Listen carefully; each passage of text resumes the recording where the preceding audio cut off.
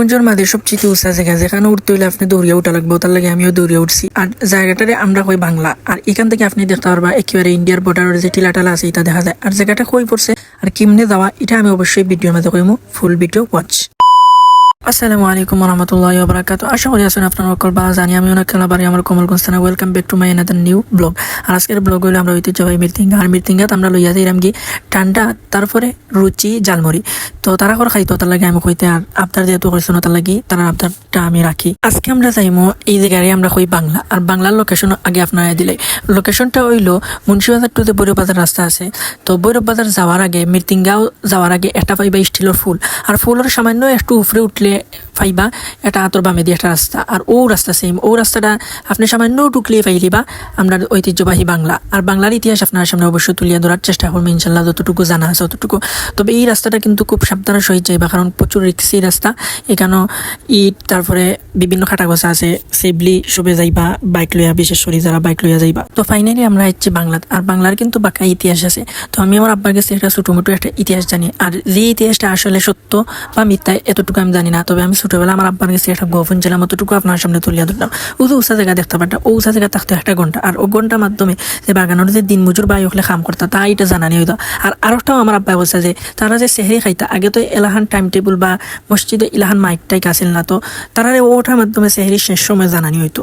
ও অতটুকু আমি ইতিহাস জানি। এখন যদি আপনারা এর থেকে বেশি জানেন তাহলে অবশ্যই কমেন্ট সেকশন আপনার মূল্যবান মতামত জানিয়ে দিবা, তাহলে আমরাও নতুন ইতিহাস জানলাম।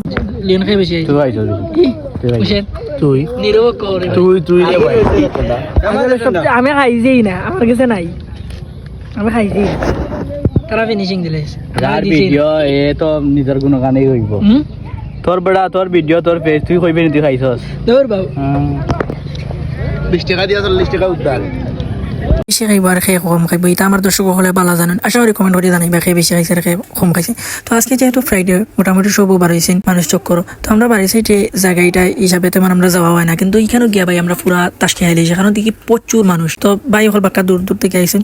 তো এখানেও আমার ব্লগ ফিনিশিং দিলাম। সব পালা তারপর সুস্থ থাকবা। আসসালামু আলাইকুম রহমতুল্লাহি ওয়া বারাকাতুহু।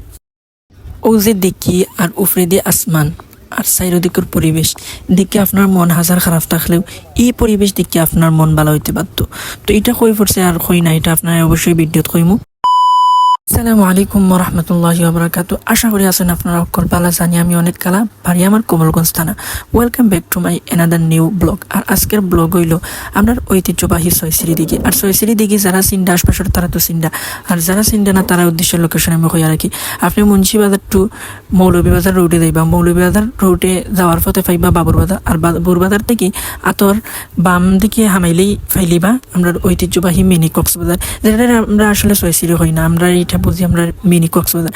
আপনি হাজার ব্যস্ততার তখন আর গিয়েও তখন এই দিকের পরিবেশ দেখলে আপনার মন ভালো হইতে বাধ্য, কারণ এটা অত্যন্ত সুন্দর মনোরম পরিবেশ। আর একেবারে কোনো কিসিমিসি ছাড়া, মানে বিশেষ করে আমরা তো যারা গ্রামগঞ্জে থাকি এটা তো আর দিকে অভ্যস্ত, যারা যারা শহরও থাকে তারা লাগি এই পরিবেশটা আসলে সোনায় সোহাগার মতো। আর কিতা কইতাম রে ভাই, মানে একদিকে মেঘ আর একদিকে রোদ, মানে দিকে পরিবেশটা একটা ভিন্ন রকমদের। আমি লাস্ট কয়েকদিন আগে এই ভিডিওটা করছি, বাট আপনার উদ্দেশ্যে আপলোড না দিয়া পারলাম না। তো এখানে আমি হালকা পাতলা একটু স্লোমো ভিডিও করলাম, কিন্তু স্লোমো ভিডিও করতাম কি তারি বা হঠাৎ করে দিকে আইচ্ছে মেঘ।